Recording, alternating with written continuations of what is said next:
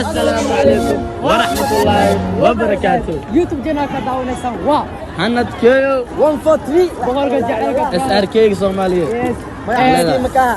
fursad oo heli weyne inaan fiidiyoyin ku soo daafurno xaafada ama meelaha ka soo bixinay inoo laakiin waxa fursad aan u helay vlog markii noo soo dhamaaday in soo dhacday ku daafurno inoo waxa had iyo jeer aan jecelnahay waxay tahay wax adiga ni qancinaa wax adiga ni farxad gelina inaan soo duubno meelo fara badan aan vlogga ku soo diyaarinayno ama meelo qurxan had maanta waxa joognaa waxay tahay Dar es Salaam anada level waxa ku qaadanaynaa waxay tahay jawi macaan badan asxaab qurux badan famil qurux badan ina aragno waa ku faraxsanahay aad iyo aad waxa waay maanta kaliya ma kaan doontaa imaan markasta ma imaan doonaa aqal hal ilo maxaa ka leedahay maanta wallahi billahi maanta farxadiir ma la soo koob karo sababta waxa soo dhax galnay dad Soomaaliyeed oo walaalihiin wax ka dhigmina ma baanteen insha Allah marka انتي كاميرا ولكن بنجم وعقولنا عادنا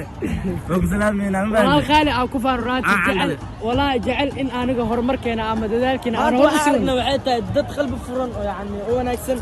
markasta ina aragna jeclaan doona insha Allah nala socod wanaagsan saaniyo